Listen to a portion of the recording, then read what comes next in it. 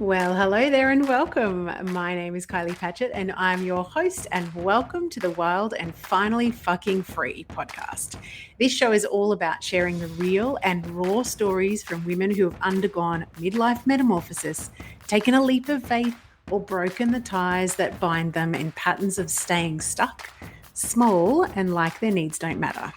You see, I believe that the years leading up to and during menopause are a rite of passage, a deep invitation after so many years of giving our time, attention, and energy to others to carve out the same time, energy, and attention in ourselves, in our health, our love, our connection, our vitality, our purpose, our real needs and deep desires. You know, those ones lying dormant underneath all the duty, responsibility, pushing, striving, and achieving of our 20s and 30s? You see, at this stage in our lives, we find ourselves shifting identity potentially, no longer caring as much what other people think, and left wondering why on earth we have not given ourselves permission to do life in the way we truly want to.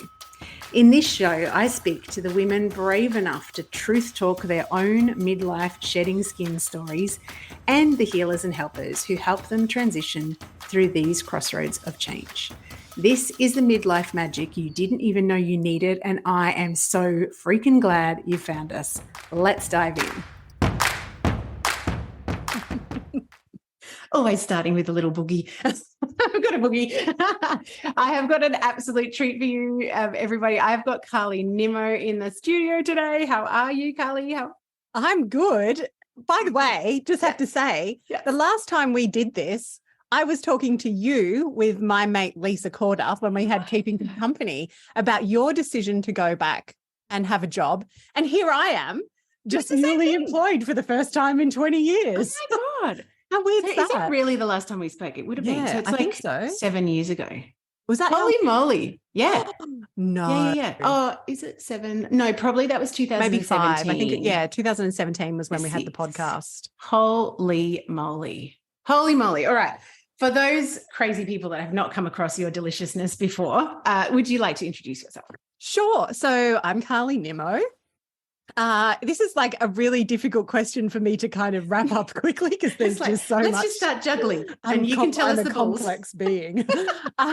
So I am, I guess primarily I'm a podcast producer. Yes. And a voiceover artist. So I've been a voiceover artist for 20 years. I've run a big agency that has worked with everyone from like Telstra to John Holland to, Coles, everyone. Mm-hmm. And then in 2014, I started a podcast called Karlosophies. Yes. And that really just changed my entire life trajectory. And, I hit number 1 and I got picked up by New and Noteworthy. And, back then, let's be real, there was like 80,000 podcasts in all of iTunes. So I was pretty early adopter, which meant that success kind of came, it wasn't a given, but, I had the technical ability and no problem talking. So, But also a magnetic personality that people wanted to listen to. So let's not diminish. Yes, okay. Thank you. I mean, we could say that about, way back when we met through B School and it was like, the heyday and it was so much easier to get blah, blah, blah. Yeah, totally. That is true. But it also is still work. Yeah. And so then after that, I started a podcasting school called Radcasters. Yes. And you did Radcasters. I did. Yes. I'm just like, does Radcasters still exist? Yes, because it does. If it does, I need to find my login and start bloody learning again. You do. So it does still exist. And I'm still kind of, now that I'm in this new position, I'm kind of looking forward to adding more content because I've always been like, from the indie podcasting perspective, which is really, that gives us the ability to pivot and to like be very responsive, which in, more professional broadcasting, that's not necessarily, we don't have the level of freedom that as indie podcasters we do, but that also means that we don't have the level of resources that are available. Exactly. I'm kind of really looking forward to kind of breaking down some of that in that Radcasters content. Just recently I've started as a podcast producer at Listener. I'm producing a couple of shows that are really cool. Darling Shine is one of them and the other one is Crappy to Happy. And then I don't know Crappy to Happy. I've checked out. You would actually really dig it. You would dig that one. Excellent. Definitely. It's a clinical psychologist called Cass Dunn. And Sounds like it's my lane completely. And I'm just starting working on that next week. So so it's like I'm kind of in this. Oh, and I've also produced a lot of shows for corporate. So before I started working for Listener, I was a producer in my own right. So I was working on shows about Indigenous health, regenerative farming with Southern Cross Uni. Wow. Yeah. So I've done a lot of different things. And when I talk about it like this, I'm like, wow, I'm quite impressive. You are quite impressive. Isn't it funny? It's like, who am I talking about? Oh, wow. I have actually done all of that. It's a bit weird out of body. It's a bit weird. Yes. But anyway, that's kind of me. I guess if I was to say what I'm about, I'm definitely very much a solid Gen X feminist. Yeah. And that's why we love each other. That's right. And I'm all about people being empowered around their voice. I've done a lot of programs around voice and stuff in the past. I've run business masterminds. I've done coaching. I'm really into human design, and I do a lot of human design work. So there's a lot of different flavors to the work that I do in the world. Did you know, like when you were a kid, I just did an interview with the podcast called Tend Her Wild, the two co-hosts. I'm not finding my words very well. This is not going to end well. And they were talking about how we all had little photos of our little selves. So it just weirdly, all three of us had done that sort of like, I'm going to add that to my kind of, I have an altar, but they, different ways of just to honor the fact that I feel like this messy middle is about, coming back to who we actually were before we were fucked up by all sorts of different things. Pre-fuck up. But the patriarchy has a lot to answer for. Patriarchy and just, oh my God, just the patterns of how we treat women and girls and all of that. And one of the things we were talking about with those pictures was all of us were doing the thing that we have now returned home to in that picture. It's so bizarre. Did you have a sense when you were a kid? Like, were you talking into a hairbrush, interviewing people? It's so funny. So, but I was also into, to give you a bit of background, my brother, I have two brothers. They're both younger than me. One of them is like a really kind of well-respected artist in Melbourne. He has 2 pieces at the NGV. And he's very well-respected, and he just kind of came out of my mum like as this incredible artist, and his work is insane. His name is Grant Nimmo, if you want to check it out. Okay. I'm going to put this in the show notes as well, everyone. Yep. And then my other brother Dale, he's kind of like this savant-like character, and he's a born academic. So he is, he's really his field is kind of ecology. He looks at like the effects of bushfire on native animals and stuff. Oh, wow. And he's a professor, and he's only 40 years old. So, so I had these 2 brothers who distinctly came out as like very who they were. Formed. And they, and my dad was very big on like, do what you love and the money will follow. Yes. And these guys they had their thing. Yeah. And me, I didn't have my thing. I had lots of things. So I loved dance. I loved performing. I loved singing.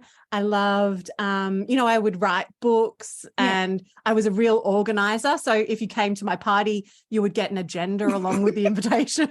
I love this so much. And all that shit. Even when I was like 25, I was still sending out like maps with agendas to my parties. Anyway, you don't get what you want unless you ask for it, right? That's right. It's a life philosophy. And also, I'm the kind of person who, like, I think this is why my current role with Listener is so good, because I am a person who is really into workflow, probably because of massive anxiety. Yeah. And maybe a little bit of ADHD.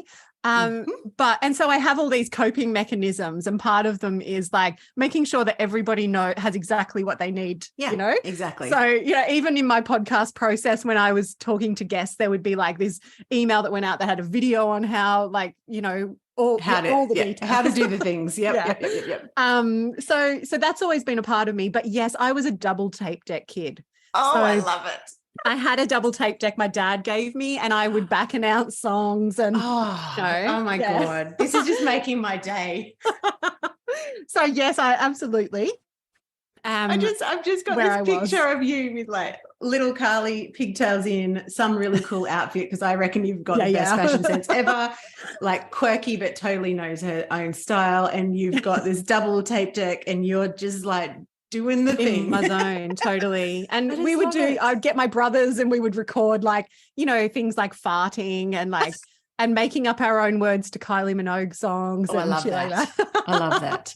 Now you've got me thinking about, I was one of 13 cousins, but I'm like the only one in Queensland. So once a year I would see the rest of the 13 cousins. I'm an only child, so didn't have very many, people to sort of do this sort of shit with. But we would make up these choreographed routines too. That was the year that, what album of Madonna's had, Papa Don't Preach, and I can't remember. I can see I can see it in my True head. Blue. Was it True Blue? I'm not really sure. Oh, I can't remember. Anyway, whatever that was. But I was a massive Madonna fan, so I should remember. Yes. I feel like we need to look this up, but not right in the middle of the podcast. But yeah, just these huge, spectacular production of Yes.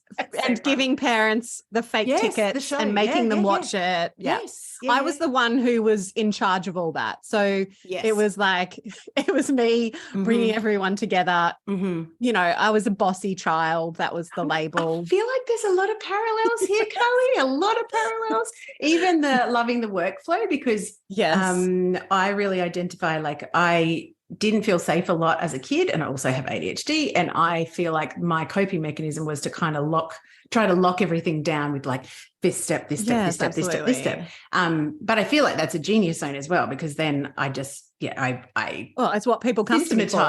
Yeah, absolutely. Systematize. And like even podcasting, like I was looking at my calendar going, I've got 16 episodes to record in a very short amount of time. But because I've got such a systematic sort of way of dealing with it, I'm like, okay, cool. This is the stuff that I love. And then I get to like do the geek out. Like I like the graphics and I like the whole process. Yeah, totally. Which is very cool.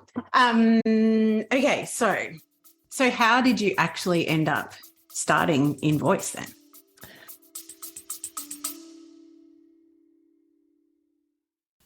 Hey, gorgeous. We interrupt this gold for a delicious invitation. If your whole body has been whispering more lately, more voice, more truth, more satisfaction, more clients of the soulmate variety, more cash, more you, then this invitation is for you. Potent, my sister mind is officially open. This is my high touch, holy fuck, I'm ready sister mind for rebels in good girl clothing who are done outsourcing their power and diluting their magic to fit into someone else's business formula. If you have been craving a space where your strategy, your voice, and your energy all get to be offered, honored, refined, and amplified, this is it. Inside of Potent, you'll get my eyes on your business every single week, copy mentoring, and that is for brand copy and content storytelling that turns your truth into client catnip, energetic recalibration that helps you unhook old learned limitation patterns, keeping you quiet, not being seen, not being heard, real-time, high-touch, one-on-one coaching that actually sees the bigness of your vision, and the kind of sisterhood that does not flinch when you show up in your full, messy, brilliant, phoenix rising from the ashes glory. This isn't surface level support. It's deep, potent, paradigm shifting work that changes who you are as a woman in business and a woman in life. We start in August. Early open access is open right now. For the month of June 2025, inside of this early access open doors period, you will receive juicy bonuses, extended payment plans, and access immediately to my entire library of storytelling gold. You'll find all the juicy details at kyliepatchett.com/potent. And we fill spaces and there's only 10 of them, and more than likely only 5 by the time you listen to this, because by that time I will have offered them to the existing cohort, the beautiful original OG circle. We do actually take applications on a first come, first served basis. So come and apply, and let's get back to the magic of the episode.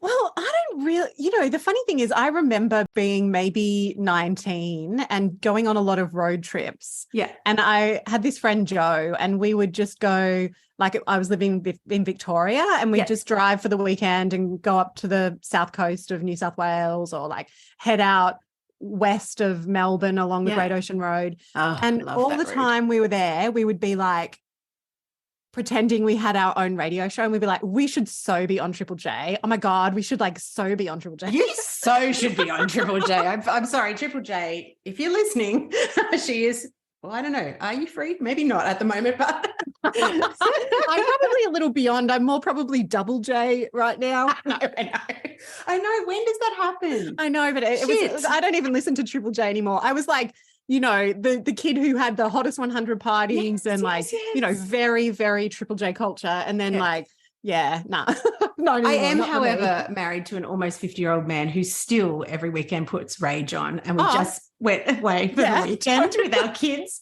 And one of our girls' boyfriends, he's like, we're making bacon and eggs. And he's like, like doing and he's like, I feel like I'm clubbing, and it's like Saturday morning at 7 o'clock. No, I mean, I miss recovery, to be honest, but yeah, me too. I can't drink to save myself anymore. Anyway, sorry, continue. I'm very much stuck in the 90s. Like we can't get beyond grunge in our household.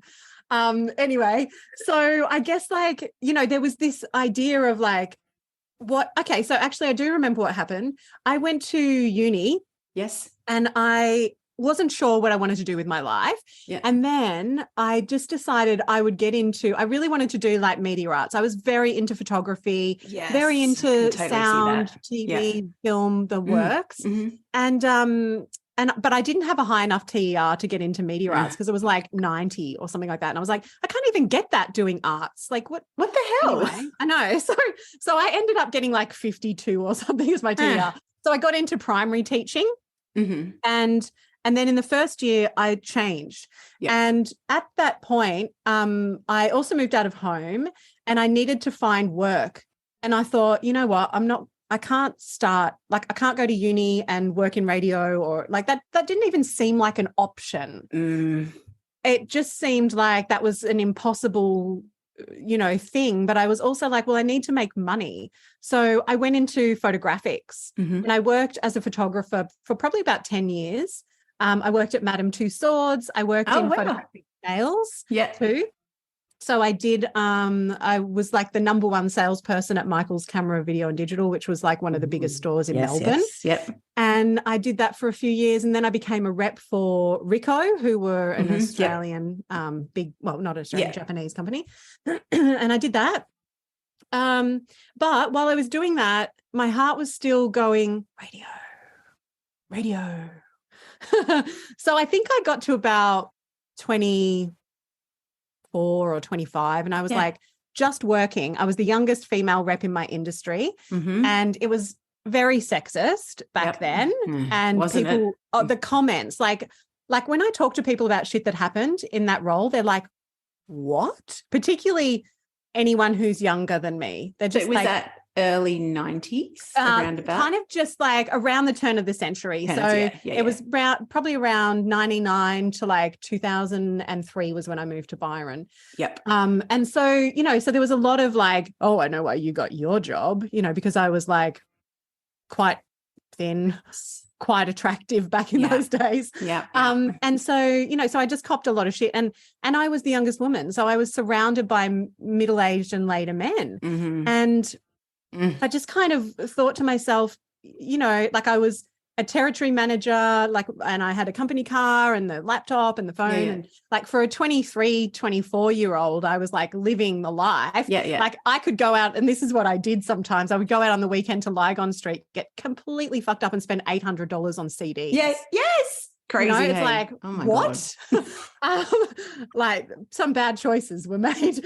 But well, I don't know. I think that's investing in joy as well. Yeah, so we could say that was a good investment. Right. And I spent my life on the road, right? Yeah. And so those CDs were necessary because we didn't have, yes, we Spotify. didn't have all of this. Yeah. So, and so I just kind of at one point was sitting there kind of looking down the barrel of my life going, oh, is this the pinnacle? Yeah. Like, is this all there is? Like, is this what I have to look forward to, working with just middle-aged men for the rest of my life in sales? Yeah. And it was just like, oh. And so I actually went and I thought, you know what? I've always had this dream of working in radio. I'm just going to go do a course. So I went to Melbourne Radio School. Yeah. And I did a short course there. And they were like, there's something here. Yeah. This is like your genius zone. And so I ended up, at that point, I actually went on a road trip up to Byron to go to Splendor in the Grass. This was 2003. Those were the days. So fun. And with a girlfriend of mine to visit a girlfriend who had moved here and kind of settled down with this guy. Yeah. And so went to Splendor and I met Mikko, my husband, there at that Splendor. Yeah. Yeah. So, and so I kind of went home after that experience and was like, you know what?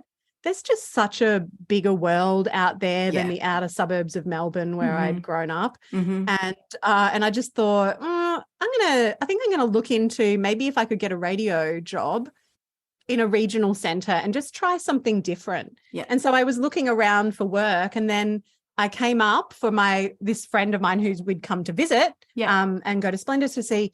She was getting married and I came up for that and met a friend of Mikko's who actually worked at the local radio station. Of course he did. I can totally get you a job. So I went home, quit my sales job, gave the car away, bought a little Camry, like a really super old Camry, packed it up with all my fucking thousands of dollars worth of CDs. What colour was the Camry? I want it to be yellow. It was white, actually. It was boring, very boring. I would never buy a white car again, by the way. Yeah, no. I never have since and I never will again. And I moved. Yeah. And I just started working this shitty job in radio, but it gave me it was a toxic work environment. The pay was atrocious. Excuse the dogs. They're really going off. Oh, so I can't actually hear them. So that's good. That's good. I can. So I worked this job for a couple of years, but gave me this foundational understanding of how a radio station works. And I was the primary copywriter. I had an on-air shift. This is often the case for regional radio, like just kind of all the things. So I was kind of like head of the creative department. I did a lot of ad production, a lot of copywriting, an on-air shift.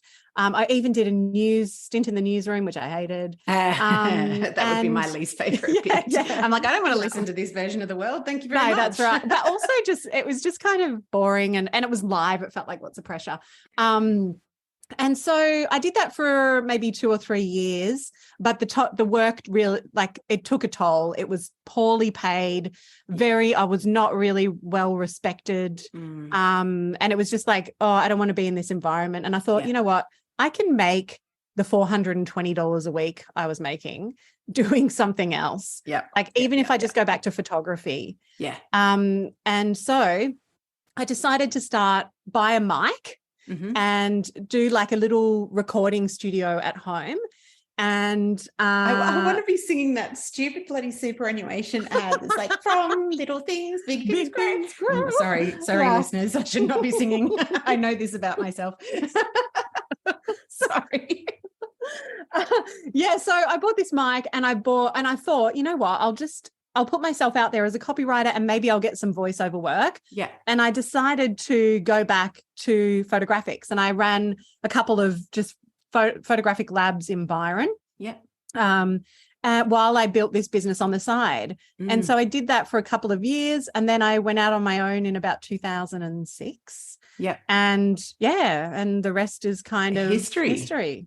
I love this. I love so many things about this chat because number one, it keeps on showing me that we all have, like, if we just allow ourselves to return to the things that interest us and bring us joy, the universe places things in our way. Like, you know, how could you have engineered meeting someone that was from that radio station? I know. Blah, blah, blah. Like, you know, none of those things. And I love the fact that you've been in business for yourself for such a long time. And one of the things that you mentioned before we started recording was about feeling really passionate about everyone having a voice, and particularly women in midlife. Can you talk a little bit more about that? What do you notice out there? So what I know, because, you know, part of my work has been for the last, well, since probably 2015 when I started Radcasters, has been working one-on-one with women to get their shows live. And the amount of shit that comes up, because most of these women are, I would say, you know, between kind of 35 to 65. That's kind of the range. And so it really is that heading into midlife kind of zone. And beyond. And what I notice is how much shit these women have around their voice. It's like, you know, and it's stuff that I've dealt with myself, you know, like I started Karlosophies because it was just a way for me to keep my mental health in check. I need to express. It's like if exactly. I'm not expressing, I'm very unwell. And in 2009, I was diagnosed with clinical depression, and part of my journey through that was a lot of work on like, well, who am I? You know, like, what do I love? What, you know, like, who was I when I was a kid? That's actually the work that I did. And so I can't even remember what I was saying. Oh, just you were talking about basically the blocks that come up when someone wants to start sharing their voice. It's like, what's the shit that we have to get over? Right. And so, you know, so I used to just walk along the beach as part of my like mental health recovery, talking to myself. And actually they started YouTube, right? I used to walk with a camcorder because did you? I didn't know that. Phones didn't have, you know, and you couldn't just mobile record. You know, like that was just not a thing back then. And so I used to walk with a cat. Well, I used to run 9Ks every day, and I would record myself doing these. They're so bad. They're still on YouTube. I'm going to go and look. Be the change. I'll send you some. They're fucking hilarious. Please do. Send us some. Send us your favorite episode to link in the show notes. They're embarrassing because I'm like, oh my God, I wouldn't even be able to. I was super fit. But like, you know, red, sweaty, and I'd do it when the adrenaline would kick in, and I just have this clarity. That's what I was doing, right? Like getting this moment of clarity. Anyway, eventually that turned into Karlosophies, and that show was like me having conversations with entrepreneurs, and we did in that series. And then me just walking on the beach with like a little lapel mic plugged into my phone, jamming on whatever was present for me. And there's always a lot present. So never nothing to talk about. But it took a lot for me to, like, it took a lot of practices for me to be okay with that because, and it's the same stuff that I see come up. Do I have any value? I'm just a waffler. You know, like, who's going to listen to my point? Who's going to listen to what I have to say? What I have to say, I'm not adding any value here. You know, I hate the sound of my own voice, which is patriarchal conditioning. That's it. You know, like, hello, we don't talk about men's voices in the same way we talk and judge women's voices. So I was just thinking that when you started to say, you know, working with women, I'm like, no man is going to give a shit about turning a microphone on and speaking into it. No, like, I just don't know. Well, I think some do. Yeah. But certainly not to the level that women do. I've never worked with a woman where some kind of issue hasn't arisen that has stopped them in their tracks, you know? And interestingly, okay, this is really interesting. Yeah. I don't know if you remember, like, way back when you started podcasting, but I would say probably at least 75% of the women who go live, after they go live, lose their voice. I haven't noticed that, but I've definitely this time around, because my first podcast was very business focused. Yes. This time around, because we are sharing much more about personal story, I have had a few people after the episode go, I'm not actually sure about sharing that. And I will always say, and will always say to my guests, you're in charge of what we do and don't put out there. And then those people, all of them so far, have said, no, go ahead and publish it. And actually having that live, then I actually literally just had a DM from someone last night who found the podcast, contacted me and said, I want to actually talk about what I've been through. And I'm like, you're more than welcome to come on. She was one of the very first episodes. She'd never talked about anything to do with any. She was in a domestic violence situation and then like lots of other big stuff. And she messaged me last night. She's like, I'm just about to leave my job. There's a lot of things that have happened because I actually like speaking the story is so cathartic and healing because it's like it doesn't have any power over you anymore, right? No, that's right. But I think that's part of the fear of telling the story is like, who the fuck am I going to be without all this shit inside my head? And I'm like, exactly like you, I need to speak to get stuff out of me. I am an internal processor in some ways. Yeah. But if I get stuck in that place, not it's good. like not good at all. Same. That's what I'm saying. Parallels. Parallels. Yeah, totally. What sort of stuff did you talk about that most triggered you with like, or not triggered is an overused term. What made you most scared about hitting publish when you talked about stuff?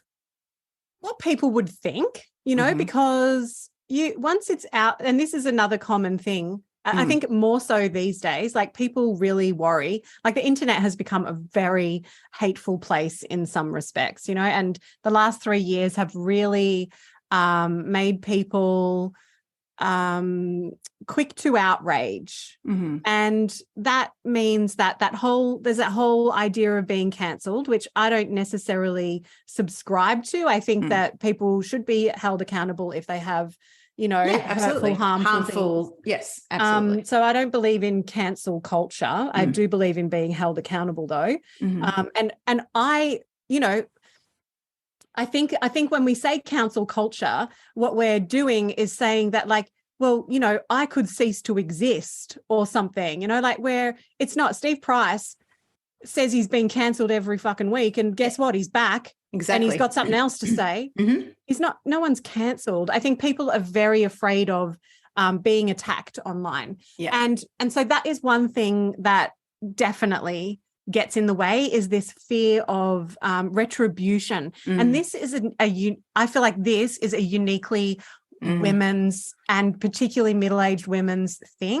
I think absolutely younger generations are also impacted by this, but particularly in the middle age because I don't know, I just feel like it was in our lifetime that women had to get fucking return to work slip from their husband after they got married, and we've only been able to have a credit card in the same time that I've been alive. We've only had ownership over our lives for 50 years and still not complete ownership of our lives, right? We're still not even battling this. Yeah, exactly. And so absolutely. And so we're much closer to to that idea of women not having independence and not having a voice. And so, and women's voices have been persecuted. Yeah, absolutely. Over the years. I mean, it's documented, the last few thousand years, we haven't had a voice. Yeah. So this is what I talk about a lot is like, this is normal. Like for us to be feeling this way and to be afraid, it's normal because we're the first fucking generation to have this power. Yeah, exactly. Of course it's going to feel fucking uncomfortable. Yeah. Of course we're going to feel scared because before we would have been stoned to death. Yeah, exactly. On a cross and burnt. Like, of course we're fucking afraid. The worst that can happen now is somebody disagrees with you or, well, actually that's not the worst thing that can happen because if you think about people like, oh my God, my brain's just not thinking of the person, Clem Ford, there are, when you are vocal, you're going to get pushback. Yeah. And some of that will include pretty scary shit. The show that I'm working on, it's, what I'm seeing is like how quick the Daily Mail are to pick something and take it completely out of context to sell a headline. Oh, so yeah. Part of it is like, no wonder we're fucking afraid of being a powerful voice that is heard because what we see is the consequences of that. Not necessarily all the good shit that comes from it. That's what I was just about to say. As you're talking, actually, there's a few things that in my mind, the whole cancel culture thing, that whole clusterfuck that happened, Yeah. I missed completely because I was still in corporate land. I was very disconnected from any sort of social media entrepreneurship. Wasn't on Facebook, wasn't on Instagram. And it's interesting because I've heard a few people talking about it lately, and I'm like, oh, I've just realized that it's not even in my awareness. So it's not even something that I'm kind of thinking is a potential or whatever. I feel like in the last, particularly the last 2 years, but certainly from about 45, I'm like, I actually don't give a fuck whether you agree with me or not. Yeah. I actually feel much more passionately about helping other people tell their stories and having a point of view so that the people that haven't had the courage or the want, because not all of us want to lay ourselves there. That's like, right. That's fair enough. Like, nor should we if it feels horrible or triggering or whatever. But some people just aren't, it's not their journey. No, it's not. Know?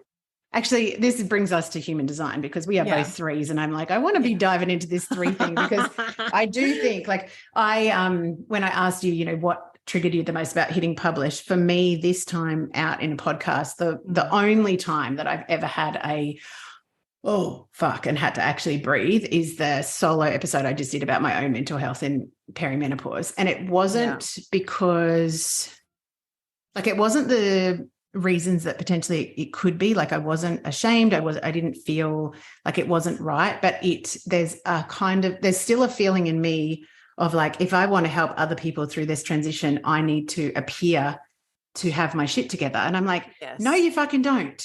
That's totally not what people need. But that is so 2010. Exactly. Exactly. It really is. And I just thought, you know what, be honest. And the response to that has been, thank you so much for being honest. Absolutely. Because it always is. Yeah, exactly. Of course it is. And I'm like, oh my God. But also I don't love, and actually this is another human design question, the 5 in my profile. Oh yeah.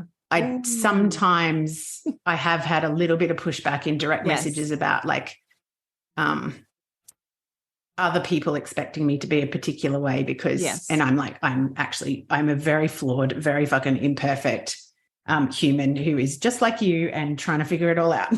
That's it. And all I can respond to is, again, like we were saying with you, the joy and the passion, like following that. And that's as simple as it can be. Yeah. So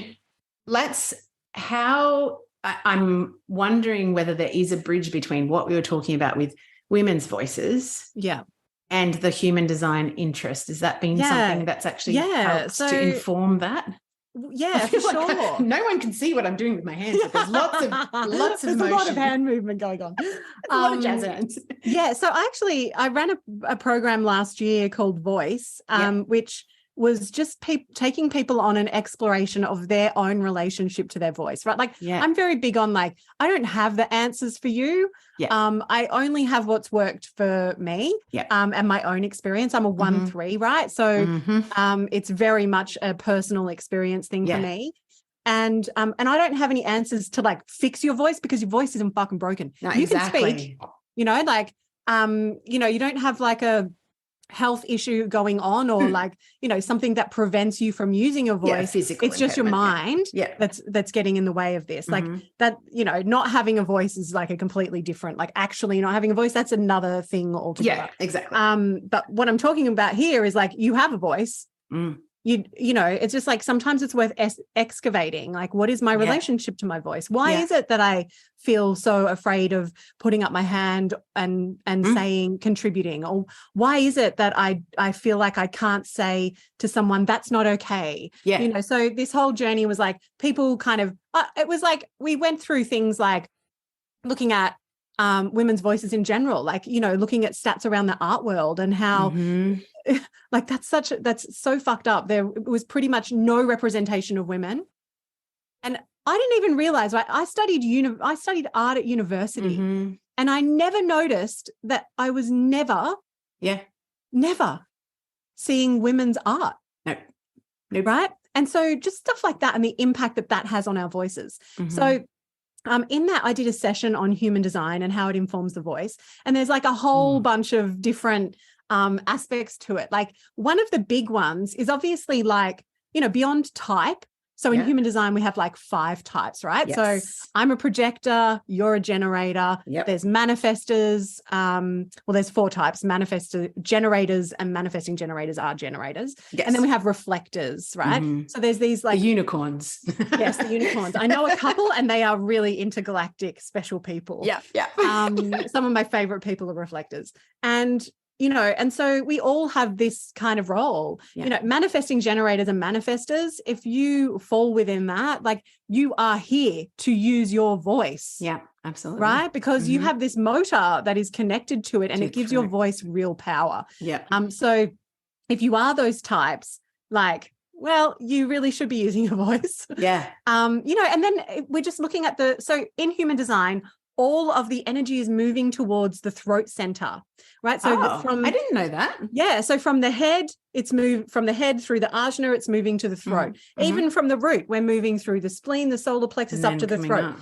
And that center column, it's all moving up to the throat. So in human design, everything is about, the throat center is about manifestation, not in like law of attraction way, but in like, I'm taking something that lives within me and creating life from it, right? Like creating something that didn't exist before, speaking something into existence. It's a center of like making, not shit happen, but like, expression. So the defined throat is, if you have a defined throat in your chart, then you are a communicator in some respect. Yeah. And where that throat is connected is going to give you some kind of clue as to what your voice is, right?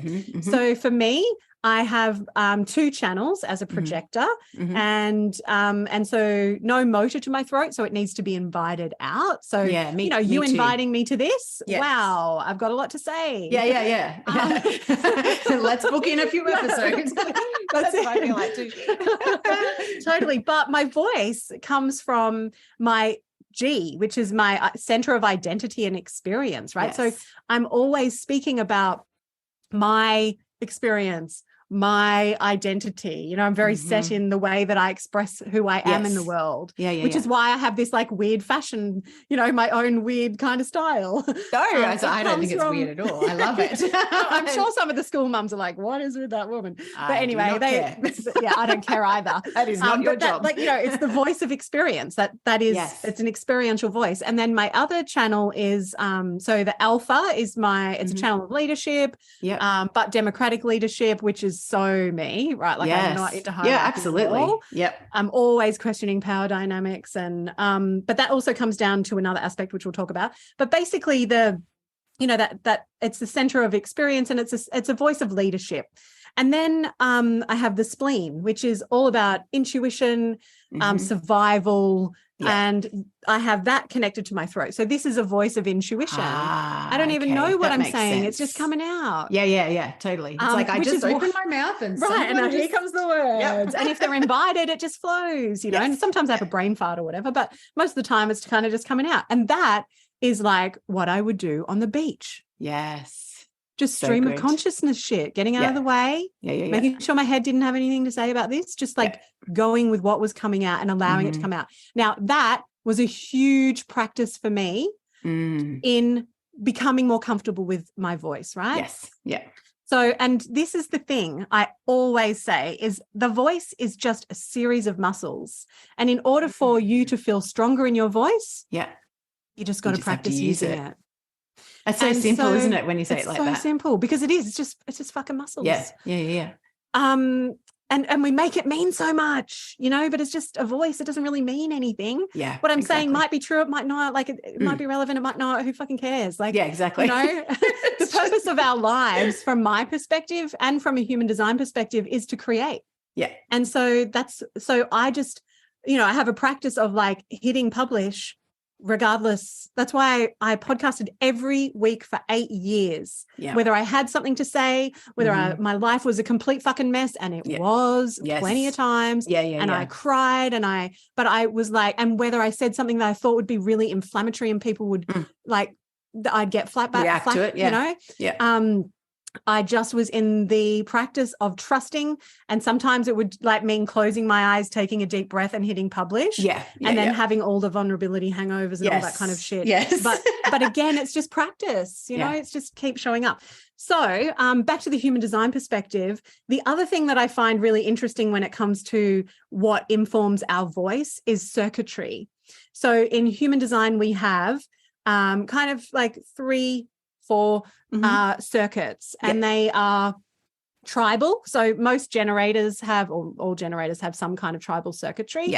Because it's based on that kind of sacral center. And then we have individual circuitry, and then we have collective circuitry. That's right. I was reading about this the other night. I think I've only got tribal. So tribal circuitry is really community based. The needs of the whole, hey? It's more about like who is around you and what are their, like it's a role. It's tribal is all about support, right? So I don't have it.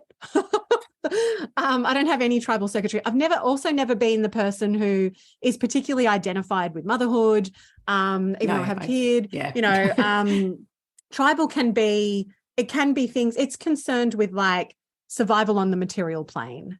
Right. So making sure needs are met, making sure your family's needs are met, making sure your immediate community's needs are met. That's really the role. It's like it's a very mothering kind of energy in some ways. And then you have individual circuitry. I have individual circuitry. We're the freaks. You know, we're the people who don't fit in often and can like we're not part of a tribe. And that can be. I feel like really I want individual circuitry when you say it like that. It's kind of a bit quirky. It's a bit of a painful experience, actually. Can you have more than one? Yes. Like so you can have all 3, and a lot of people do. So individual, like where I guess.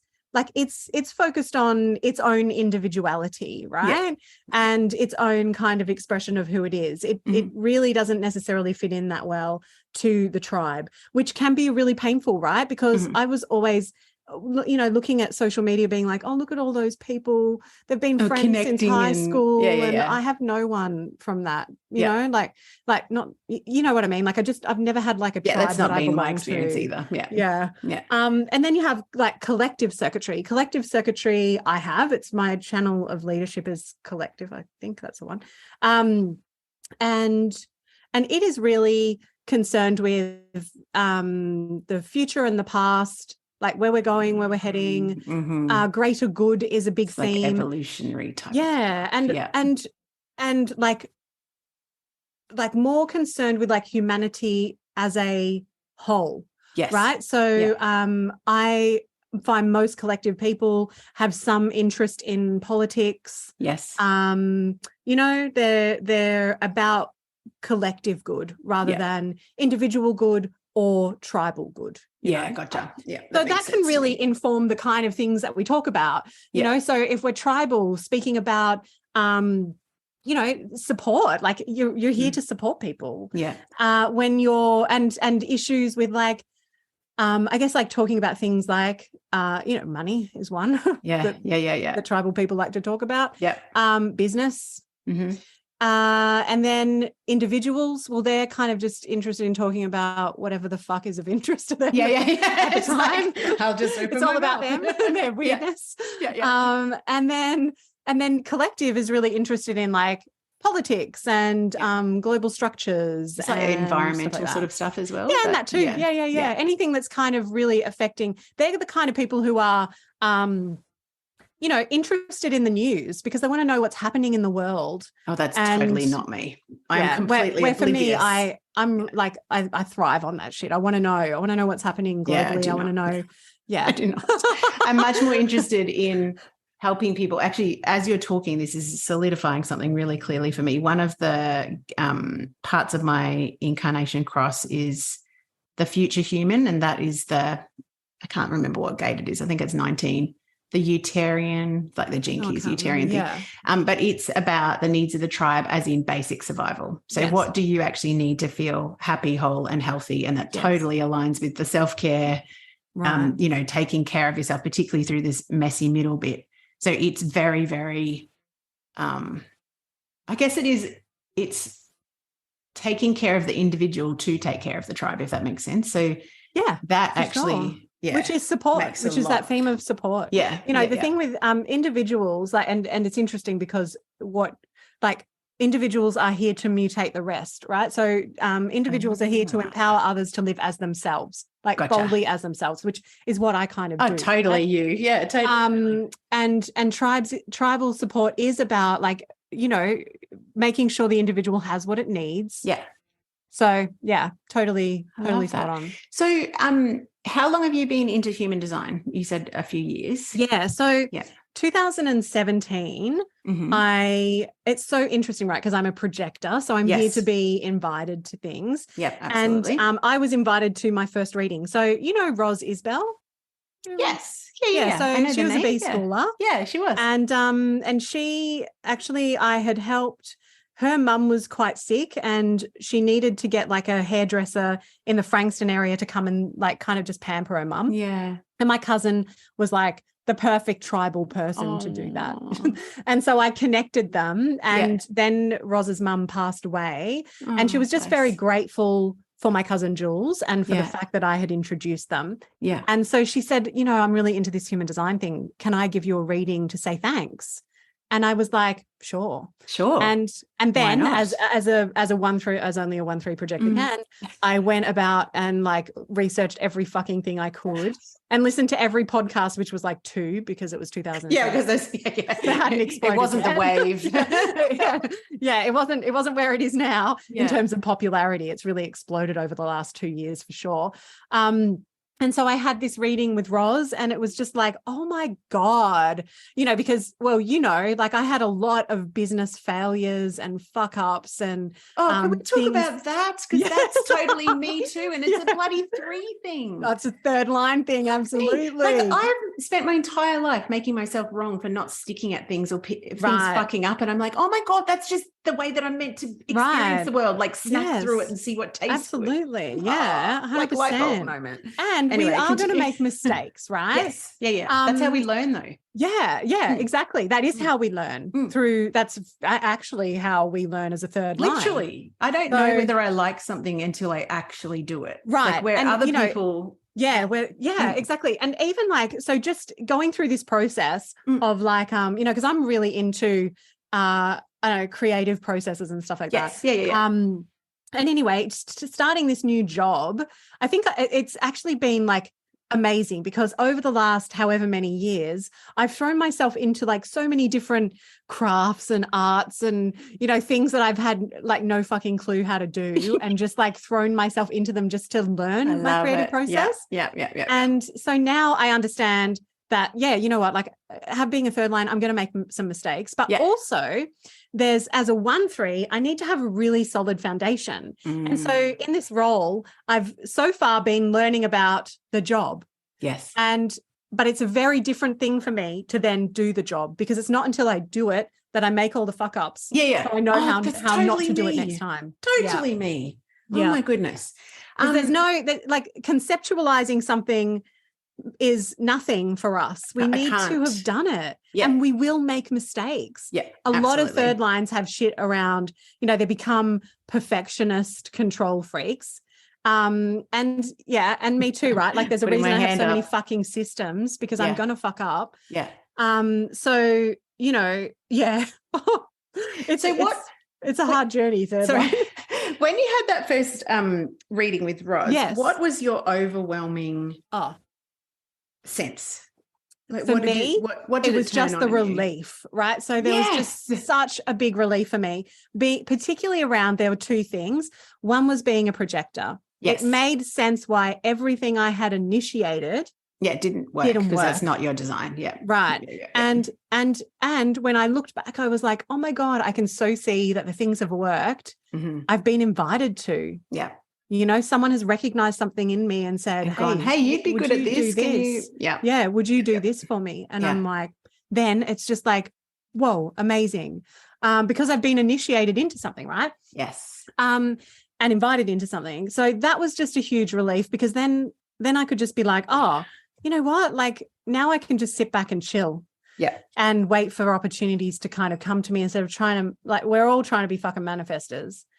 This is what that's exactly my experience. I only just had a human design reading like literally in the last 6 months. I'm very slow, very slow to the party. But that is exactly how I felt. And the third line thing, right? Because it was like, oh my God, wow. So all of these fuck ups I've made doesn't mean that I'm this massive failure, which can be a huge theme for a third line. Yeah. So those were the two things that I was just like, oh, okay. And then like, it was just kind of like, oh, you know, I think one of the things I've learned, because I've done hundreds of readings over the years with other people. Yeah. And one of the things that I've learned about design is that we can't really not be who we are. You know, so we think we're off track. We think we're seeking purpose. We think we need this. We think we need that. But actually, you're already kind of living it, right? Like even when I think about that 2009 kind of breakdown where I felt like so disconnected from myself that I went back to my childhood, I was a fucking voiceover artist. Yeah. At that time. Yeah. I was already.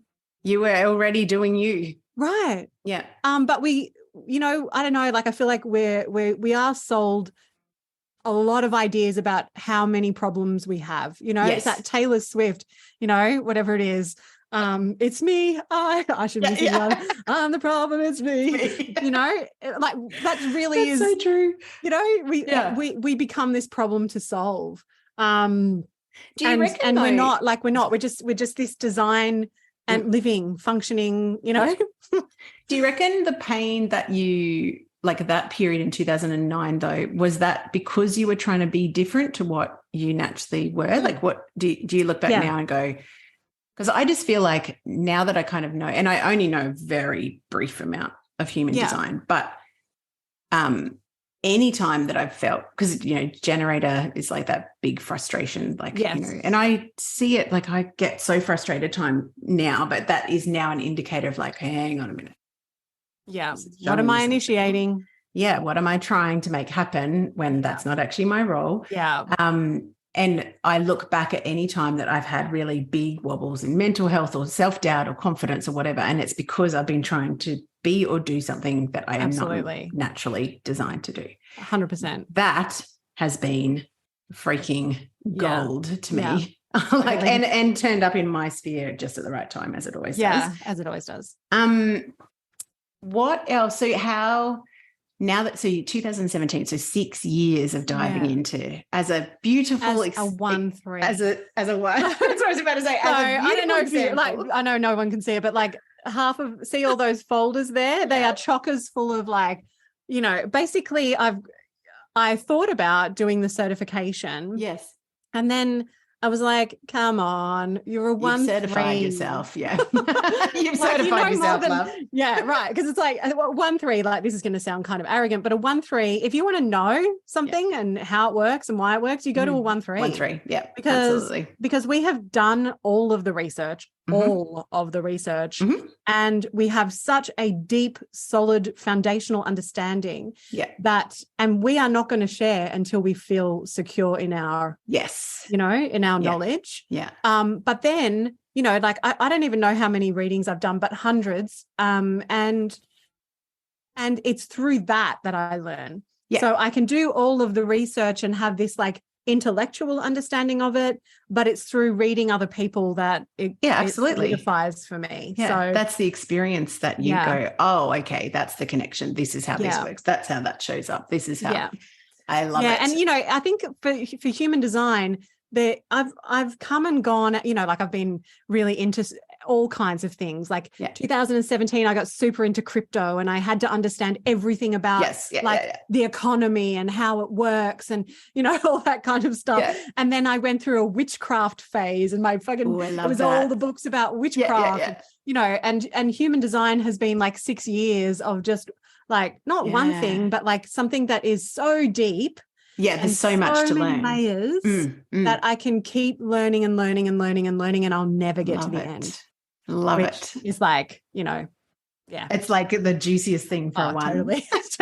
I'm just thinking as we're talking, my friend Ange is also a one, and I was laughing, not at her, at our conversation the other day, because I totally Like, even though, I don't know, maybe I was trying to be a one in a former life. Like, I spent 10 years at uni getting ridiculous pieces of paper that I haven't fucking used since, but like very specific qualifications. Yeah. But that is a fifth line thing too, though. Oh, is it? Well, I think fifth lines, possibly because fifth lines are built for misunderstanding sometimes. I think sometimes they like to tick all of the boxes just to protect themselves from being, the heretic. Yeah, gotcha. That kind of makes sense. When I was talking to Angela the other day, because we've both been diagnosed late with ADHD, and she's a 1. I actually don't know what her second. I did know. I think she's a 1-6. But, on the roof now. So anyway, she was like, I was listening to this ADHD podcast the other day, and she's like it down in the detail. And I'm just like, I made this sweeping statement, and it must have sounded to her like I was almost dismissing her, like deep diving, where I was like, I actually don't identify with any of that at all. Like, to me, I don't know. I don't have the same desire to kind of understand the nuts and bolts of it. I want to actually live it. Yes. And learn that way. And sometimes I've got someone else in my life too that's very detailed and wants to like really, really dive in. And I'm just like, it's like my brain just turns off when they're talking about the detail, because I'm just like, I can't hold that information. Yeah. I just don't, and I have no desire to. So but you're not built for it. You don't need to, because someone else will do it. Exactly. And it'll be me. If I want to know anything about ADHD, I'll talk to you. Yeah, I do think that. Well, I went down that rabbit hole. Like, I've gone down that rabbit hole myself, and I've got a referral here, which classic ADHD style I have not followed up on. Yeah. But also, like, so then I went down the whole neurodivergent kind of studying. Anyway, it's a classic first line thing. We have to understand it from all angles. Yeah. And the understanding has to be very solid. But then third line, then it has to be tested. So is this true? No. So if someone's listening and they're like, I have no idea what you're talking about, where do they start in terms of even just understanding what type they are in terms of like projector, etc., or there's the lines? so much information out there now. Yeah. All you got to do. So I was gonna, I can't even remember I'm actually probably going to pull it down, so I won't share that. Like, don't refer to that one. I have like on my site, I have like a pull your own chart thing, but I'm going to get rid of it because it's $75 a month US, and I'm just like, I'm kind of not really sure what I'm doing in the future. Fair enough. But if you just like Google human design chart, just make sure that you're getting it from someone so Jovian Archive. Yeah, that's what I was going to say. Is where that is proper HD. There's a lot of pop HD that kind of does the round. There is. So you want to make sure you're getting like legit information, not just some kind of flavor of it. A light pop style. So so you just put your birth details in. You do need a relatively accurate birth time. Yes. Because your chart can change, and it could be your projector to a manifestor in huge change, a matter of like minutes. So birth time time accuracy is pretty good. So I actually have so on my website I have a introduction workshop that is pre-recorded that I've done. And there's like another one that's called Liberation from through the Centers. So they're on my website karlynimmo.com. So you could start there, or you can just fucking Google. There's so many podcasts now. In fact, one of my podcasts called Rock Your Mic Right. Which was about podcasting. One of my podcasts. One of my 5 that I've done over the years. Myself. So the second season of that, the first season is about podcasting, and the second season is about human design for podcasters. But it gives you it goes into profile lines, types. So I think that's as far as we got, but that's a good place to start. I'll pop that into the show notes as well. I just there is so much information out there that can be quite overwhelming. So at least, including a few of those things in the show notes. Start with Rocky Mike Right. Get your chart, listen to Rocky Mike Right. Yeah. And if you want to learn more, then you can do one of the 2 workshops, or learn from someone else if I'm not your projector. Perfect. Yeah, if I'm not your projector. If 1-3 does not sound like your person. If you're still listening, then you're probably, I think you're still are on the same fractal. Exactly.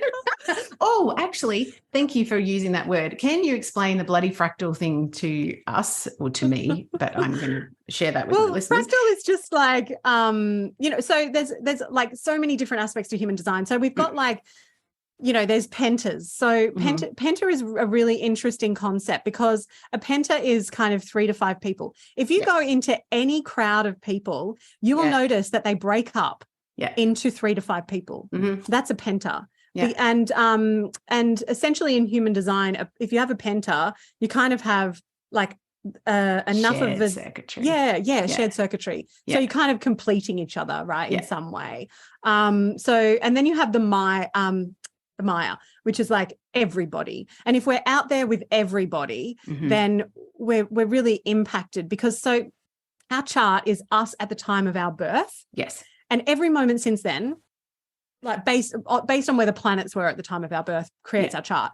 And so every moment since then, we are affected by outside influences. We're affected by coming into people's auras, and they're gonna, where we're open, they're gonna put pressure on us in certain areas. Which is why family dynamics are so interesting, right? Because oh my God, yes. when you can do all the work in the world and then go home for fucking Christmas, you're still fighting over like, that's not there. Yeah, I want the turkey. And that is the classic example of a penta coming together. And influencing each other. A fractal's kind of like, who's on your wavelength. Yeah. It's kind of finding your people, right? Right. I've got, kind of. Yeah. It's just people who you're kind of designed to be in the energy of. That I've got again, incarnation cross. I've got 44, which is the grid worker in Gene Keys, and that's about finding the fractal and like waking them up. And I'm like, I have no fucking idea what that means. So I'm just gonna go, okay, that's for later on. Basically that's what you're doing here, really. Well, maybe, that's what I'm it's like that's what you're doing. People are attracted to you because they're on your fractal, and then you're helping to like create some kind of change or insight for them that it's interesting, the picture of that was one of the things that happened in my human design reading that I was just like, no way. The picture on the Gene Key site of that gate is like a globe, and then it's got this sort of lace of energy lines, and there's all these kind of hands around it holding different things. And I had just been saying in my reading, I feel like when women come home to themselves and they deliver their gift to the world, that's part of the matrix of energy that wraps up the world. And that's how the collective, is supported and heals and everything. And then the person who was doing the reading opens this, and I was just like, fuck off. That was just like such a mind-blowing moment for me. Because it was literally the way that I was picturing it. Yeah, even the color of the lines and everything, like it's like purple and blue lines, and I'm just like, okay, I don't know what just happened. It's weird shit, right? Like, I think as a 1-3 and a projector, like I'm a very cynical person, and in not in a negative way, just in a like. And as a splenic person, you're never going to get a lie past me. I have a bullshit detector that is like fucking sky high. Me too. And so and I also do not subscribe to absolute truths on anything. Yeah. So when somebody comes to me with like, I've got the answer to this, I'm like, no, you don't have the full picture. No, right? You can't, because your perspective is informed by your life experience, beliefs. Exactly. And I feel like the world, like and this is to do with design too. Some people are built for a reductionist view. I'm not. I'm here for like, all of the nuance and and so that can kind of get a little bit exhausting, to be honest.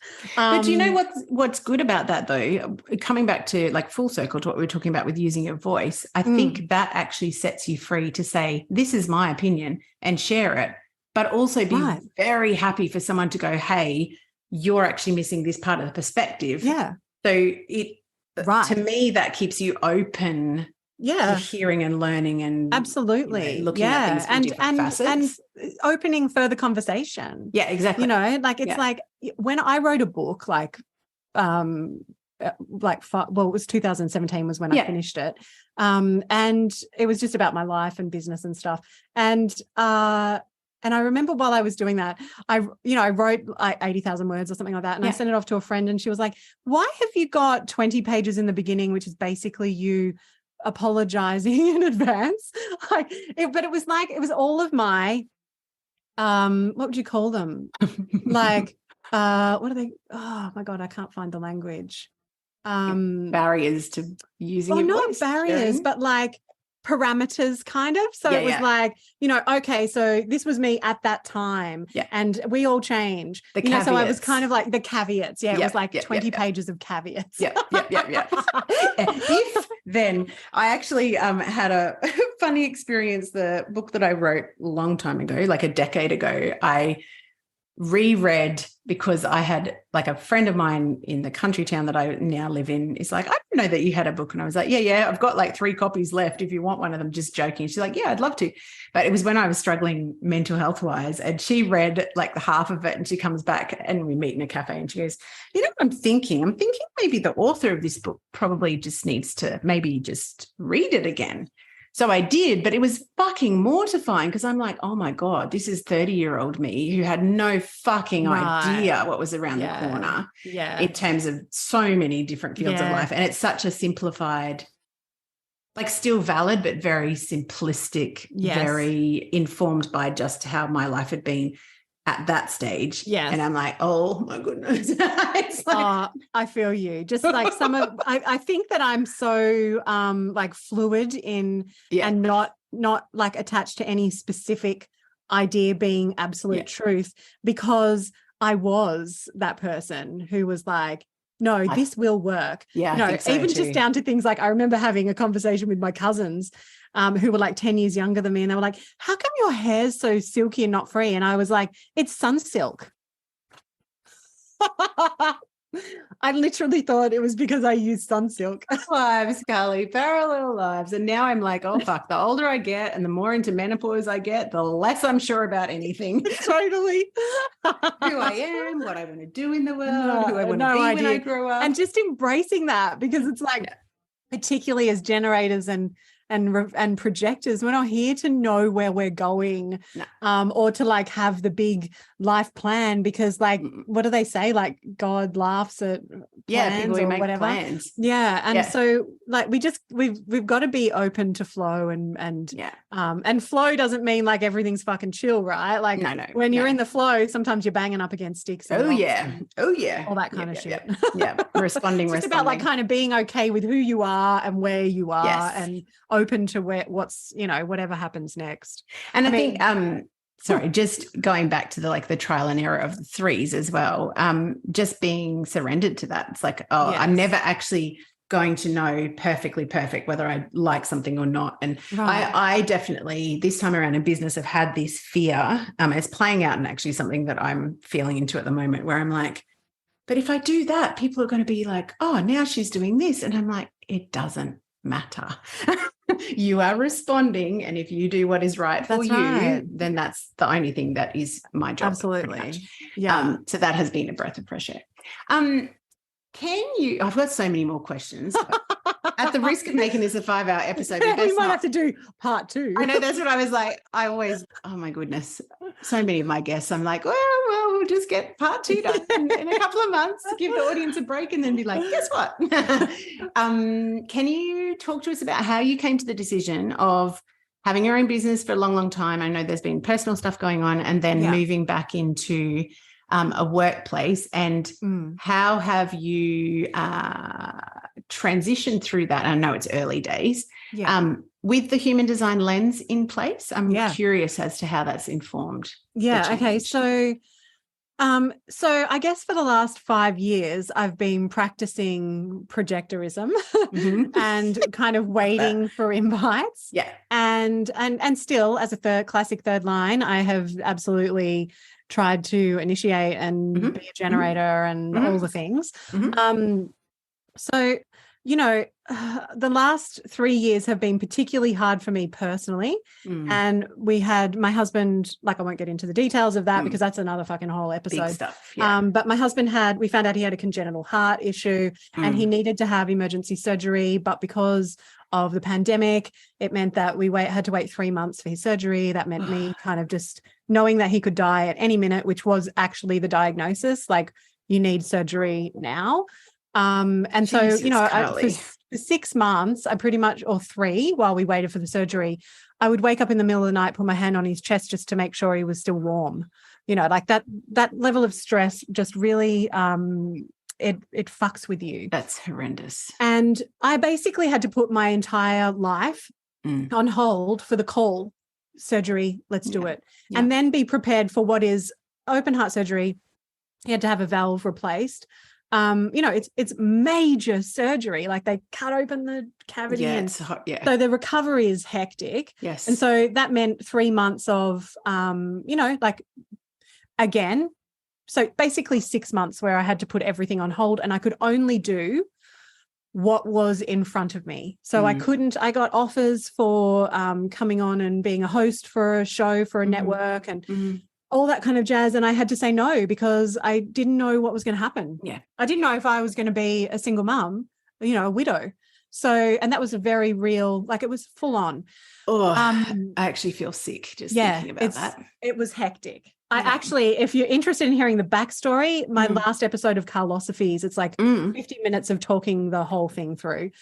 But anyway, I won't ask you to go into details, but one of the things that I've heard you say just recently was this was only just discovered accidentally. Yes, accidentally. Yeah. It wasn't because there were symptoms. It was just a basic average. He's 50.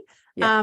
And he weeks before he was up on the roof pulling the solar off, helping, renovating the house. He's a manifesting generator. You cannot stop him. Yeah. He's just going.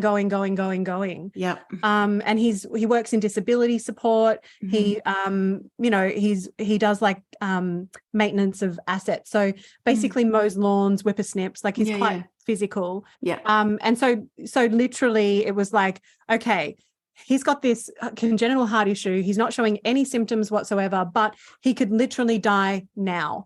And there'll be no pre-warning. He'll just drop dead kind of thing, right? And so the cardiologist was like, he cannot work. He cannot lift more than 5 kilos, And so basically then taking a manifesting generator and putting him on the couch. Oh, my God. And, and there's lots of conditioning around men being contributors and providers and all that fucking shit that comes in. So there's all of that shit going on as well. Yeah. Right. But like, so it was hectic. And those 6 months, I thought, because this was 2021. Yeah. And at the same time, we're navigating lockdown. So we live in Byron, and on the border. On the border. So we have, our hospital is the Gold Coast. Yes. But we couldn't actually cross the border because New South Wales was in lockdown, and Queensland was open, but it was so many. Yeah, I had to drive my husband to the back door of Gold Coast University Hospital, wave goodbye, stay in the car, I wasn't allowed to get out, and then drive back home over the border to go pick him up a week after and hope that he made it through the surgery. So all of this is like, right, like how do you? So I was just basically following invites, and where the work was actually in human design sessions. So while that was going on, I did a human design session a day with clients, and it was all I could do because my brain wasn't functioning. So I couldn't do strategy and all the things that I'm usually doing. Chronic stress. And chronic stress. And then I thought, well, he made it through, I'll be okay. Yeah. And, and I'll just bounce back. Well, no, it's taken me a full year to recover.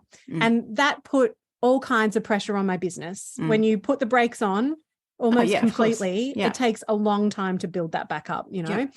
And I'm in a space like I went home for my brother's wedding in January and I was a mess. I thought, my God, like I thought I'd be better by now. This is just too much, like so this is another layer. I also in March of last year got a massive contract with a government organization. Yeah. or a government department. Mhm. And it happened in March. And so it was going to be like the next 3 years, home and hosed, working on a podcast, like just the shit. And then when the election happened, the funding was ripped out. So that contract that I had been so reliant on just was pulled out underneath me like in November of last year. Were you just going, what the fuck, universe? Oh, on top of this, Mikko got COVID on his 50th birthday. Of course he did, yes. And then Mabel and I had this horrific flu, and she got telogen effluvium, which means that she lost 90% of her hair. Oh, my God. All of this was going on, right, in 2022. Jesus so 2021 was the Christ. heart. And then like navigating all that, 2022 was just like a complete shit show. Oh, and then after Mikko's COVID, he got sciatica. He had a bulged disc, so he couldn't work for 3 months. Like it was just all, and then like the end of 2022, my big contract goes bust. So I've got no idea what I'm doing next. Of course, you were a mess in January this year. Right. Fucking hell. So I go home and I'm like, I don't know what I'm going to do. Like, but it was the best thing for me because I was around people who were like, you are such a capable person. I'm getting emotional just thinking about it. You can do whatever you want. You can do this. You've got this. But also, if you've got to do what's okay for you right now, do that. If that means if that means like taking a job which just is no stress whatsoever. Yeah. And just to let your nervous system just bloody finally return to baseline. And to bring in some regular income. Because on top of this, we've got the economic climate so fun right now. Yeah. Home rates going up crazily for anyone that doesn't live in Australia. Massive rate hikes. And so, and so it was just like, oh, fucking hell. Like, what am I going to do? And I just came to this moment where I was like, you know what? I'm just going to put out there that like, I'm looking for some work, I'm just looking for something that's no brainer. Mm-hmm. Well, the response was like so many amazing invitations from stacking shelves at my local supermarket to, hey, there's this job. Like, what about if you did NDI support? Here's like, I had an invitation for someone who is autistic and wanted some help learning communication skills and to help their children with that too, because they were also autistic. Mm-hmm. So, all of these invites started coming in. And then I got 3 different people said to me, hey, there's this job at Southern Cross on Stereo for a casual podcast producer on the Gold Coast. Like, put your application in. Has that not got your name written all over it? Right. Yes. And I was like, oh, that could be interesting. And interestingly, the year before, when I had another one of those moments where I was like, oh my God, I need to look at LinkedIn for a job. I had contacted Oz Stereo and sent through my resume, and the head of entertainment reached out and said, hey, you're not a fit for that job, but let's have a chat. And they referred some work to me throughout the year. Awesome. And so it was just kind of like, hey, I've got this connection as well. Yeah. So I just kind of reached out. I said, hey, Sam, I just wanted to say, I saw the job for the producer. Yeah. Do you think I would be a fit for that? And he was like, yes. Could you start tomorrow? Pretty much. And that's how it happened. And I've been in the job for 1 week, or I had been in the job for 1 week, and I got offered a second show. Yeah. So, amazing. And so that's generally how it works, right? Like, and the thing is though, right, what I find for generators and projectors, if this wasn't the right path for me to be on right now, something else would have come in, and it would have been like, hey, here's this opportunity, like, lots of money, podcast producer, like on your own. Yeah. And that would have been there as a conflict, but there was just nothing else. Yeah. And I was like, right, well, I'm just going to do this. It feels right thing. Yeah. Right. Yeah. And so, And so far it's really good. I feel recognized and valued, which is such an important thing for a projector. Yeah, absolutely. And so, and you're putting all your skills to work, which is awesome. And not having to spend 80% of my time trying to hustle for the work. It's just like, which isn't a projector way. No. And so I'm getting to do the work I love without having to do all the marketing that I don't particularly love. So it's good. It's good. But also I'm a third line, right? So who knows? Who knows where I'm a this projector. will go. I'll follow where the invitations go and where the recognition is. I'm just so, and I one of my deep beliefs is you can trust the timing of your life, and you can trust that your joy, passion, interests is always going to be indicators. And also that your feelings are signposts. So if you feel out of whack, and for me, frustrated as a generator, it's like, okay, there's a big fucking sign saying wrong way, go back. And I just really, really, really, really am so grateful for you being connected to people that have that. You are a capable person. Yeah, you will figure this out. That was just like such like a healing moment for me, because it was like, you know, like going through all that does stuff to your nervous system. It does stuff to your brain. Yeah. You know, and so I just needed to be like held for a bit, you know? And when I got there, it was like, and I had been really struggling like with social stuff, things that like I had to stop my podcast because I just didn't. I just couldn't. We don't have the bandwidth. Right. I know, like, I know you know a bit of my story, but same sort of thing. When I walked away from business the last time, I just couldn't anymore. No. I didn't have the emotional bandwidth. I needed to focus on my family and getting us through what was happening. And it was such a deep gift for me to walk back into a job and just go and work for those 8 hours and be able to go home. Yeah. Know the income was there. Not have to think about content, not have to think about being on, like any of those things. And that was we can always come back. Yeah, you know, exactly. We can always come back to things. Yeah. This is the thing about the third line. It's bonds made and broken. Yeah. I'm probably, you know, going to get 2 years in and be like, okay, what's next? Yeah. Unless there's flow and it's kind of, interests and joy. You know, I'm just going to follow where it leads. And we'll see. Who knows? It's been a magical, magical conversation. May we all, everyone who's listening, have those people that can speak truth to you when your like esteem, confidence, nervous system is all sorts of fucked up, and you just need, like you just said it perfectly, you just need to be held for that moment in time to reflect back to you. It's a reset, you know, it's a reset. And I think it was like I had lost all hope. Yeah. You know, I remember someone saying to me, a few people did, which actually really kind of hurt me a bit, was like, you used to be so filled of hope and you're just not at the moment. And I was like, I know, because like I know what's possible, and not all of it is good. Some of it is devastating. And you got hit again and again and again and again. And there's only so many hits someone can take. Yeah, absolutely. By the way, my cross is the cross of the unexpected. Do you know what I'm bloody terrified about on that? No, not terrified. I shouldn't put that out there. What I'm aware of is that I come to my Chiron return in April next year, and it's in the fucking gate of shock, which is exactly what hit at the time that I left last time. Yeah. Exactly the same. And I'm like, and my husband goes into the gate of shock for his Chiron return in April this year. I'm like, so you've got some good times ahead. At least it's not the gate of crisis. Gate 36. That's true. Fucking that is true. What's the gate of shock's 51 or something? 51. Yeah. Anyway, I'm ready. I'm ready. You're ready. I'm ready. You've got this because you respond. I think this is the magic of the middle age, is like we've been through so much. Yeah, exactly. That like, you know, that it does take sometimes 3 episodes.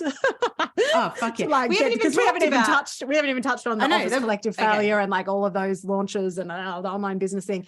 You know, there's so much more to it. We definitely need. But that is the magic of the middle age, is we just have so much experience, so much wisdom. Yeah. And what I like, part of why I've taken on this role is because I do want to be centering more women's voices who are in the middle age, because we need to be heard. Yeah, we absolutely. have so much to share. And when we stop ourselves from doing that, we're really doing a major disservice. Yeah, exactly. And coming all the way back to what you were saying about persecution, particularly older women's voices. We have so much fucking power and magic and wisdom. That's a very fucking scary thing for some people in this world. And so, of course, that will be... Look out, the patriarchy. We're fucking exactly. We are coming to fuck you up. No. Can we pitch to listener? No. Oh, my goodness. Hey, it's in my mind. Tell you what, I am all over that. Thank you. You will be back for episode 2 if you are willing and able. I cannot think of a better conversation to be having on International Women's Day. Oh my God. So true. Hey, we're not, I mean, part of it is maddening for me too. The idea of International Women's Day, I know. Why women should we doing have to have all a the day? fucking labor. Yeah. You know, like we're the ones organizing the fucking events. That's true. And we're the ones having to fight for our fucking rights and gender parity and equity, you know, like exactly this should be. Yeah. Anyway. I know that's a whole other conversation. I just want to also final thing, shout out to the fact that yesterday in federal parliament, we had a roundtable about menopause called Menopause Matters. And there is magical fucking women in midlife using their voices to create real change. And yes, it will take a long time. And yes, it needs lots of money. And yes, it's a whole collective, program or, combination of things that need to happen. But at least we're having the conversations. Like they sat at that round table yesterday and talked about periods and, mental health and menopause and the fact that we are fucking suiciding at the highest growing rate ever.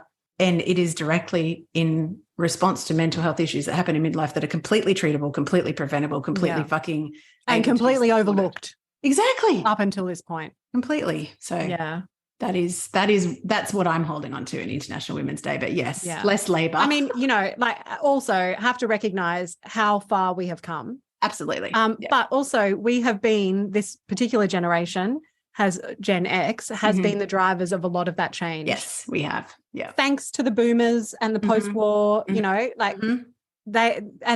fuck for the suffragettes. Yeah, I know, right? That's what we should be celebrating today, and we are, but like it's the women who are celebrating. That's the thing that makes me think, well, we've still got a lot of work to do. Yeah, that's true. And so we need whoever's listening to this in their middle age, we need you to use your voices. Exactly. Because we're seeing what the change is in Parliament. When we have women who are in Parliament and willing to, stand up and be persecuted, we can make real fucking change. Yeah. But we can't if we're not willing to speak. Yeah, exactly. And we can't if we are pretending that we're going through this midlife without any additional challenges. And more power to the people that are, because there is some of us that will be completely asymptomatic. Haven't met one yet, but statistics say that there's 20% of us that like neurotypical people. I'm like, I know, right? I don't know that I know anyone who's neurotypical. No, me neither. Me neither. Although what does it mean? ADHD. Totally. Anyway. It has been an absolute pleasure. So good to reconnect. And I'm so grateful to you for sharing your wisdom. And we'll put all those things in the show notes. And yes, may we book in episode 2. Yay, let's do that. Thank you, Barbie. Thank you. Thanks so much for tuning into another episode. And I trust you're walking away with inspiration, maybe some chiropractic adjustments of the soul where you've realized perhaps some ways that you're getting in your own way, or something that needs to be healed, or something that's calling to you that your heart really, really wants to birth or create or step into in this second cycle of life. And if that's you, I am throwing my arms wide open and inviting you to check out all of the ways that we could potentially partner together at kyliepatchett.com.au. That's my website for the podcast, and also one-on-one and group programs in midlife mentorship, yoga and breath work in specifically designed menopause classes online, and also super excitingly, a list of retreats around Australia that I have been blessed to partner with some pretty darn spectacular humans who also help midlife mavens through this transition point. So if you are looking for some support, some community, some tools, just a safe place to actually reconnect to who you are, what you want, and come home to your own power and magnificence, I would love to welcome you into any one of those containers. So head on over to kyliepatchett.com.au and I will be back in your ears very, very soon.